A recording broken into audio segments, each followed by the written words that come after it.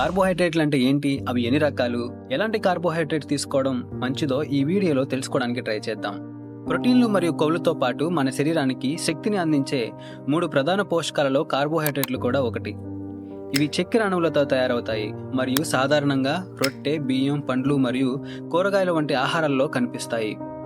మనం కార్బోహైడ్రేట్లను తినేటప్పుడు మన శరీరం వాటిని గ్లూకోజ్ అంటే చక్కెరగా మారుస్తుంది. ఇది శక్తికి ఇంధనంగా పనిచేస్తుంది. కార్బోహైడ్రేట్లు 2 రకాలు. ఒకటి simple carbohydrate, 2 complex carbohydrate. Simple carbohydrate ఇవి 1 లేదా 2 చక్కెర అణువులతో తయారవుతాయి. ఇవి సులభంగా విచ్ఛిన్నమవుతాయి మరియు త్వరగా శక్తిని అందిస్తాయి, కానీ ఎక్కువ కాలం ఉండే శక్తిని అందించవు. అలా అని ఎక్కువ తీసుకున్న ఎనర్జీ క్రాష్ అయ్యే అవకాశం ఉంది. ఉదాహరణగా టేబుల్ షుగర్, తేనె, మిఠాయి, పండ్లు, సహజ చక్కెరలు. ఇక రెండవది కాంప్లెక్స్ కార్బోహైడ్రేట్లు.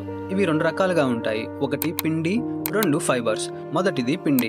ఇవి చక్కెర అణువులు పొడవైన గొలుసులతో తయారు చేయబడ్డాయి మరియు జీర్ణం కావడానికి ఎక్కువ సమయం పడుతుంది. ఇవి స్థిరమైన దీర్ఘకాలం ఉండే శక్తిని అందిస్తాయి.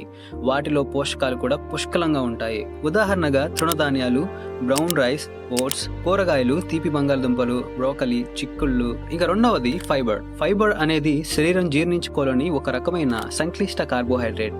ఇది జీర్ణక్రియలో సహాయపడుతుంది, మిమ్మల్ని నిండుగా ఉంచుతుంది మరియు రక్తంలో చక్కెరను నియంత్రిస్తుంది. ఉదాహరణగా పండ్లు, యాపిల్, నారింజ, పీచు పదార్థం ఎక్కువగా ఉండే కూరగాయలు, కొన్ని రకాల తృణధాన్యాలు.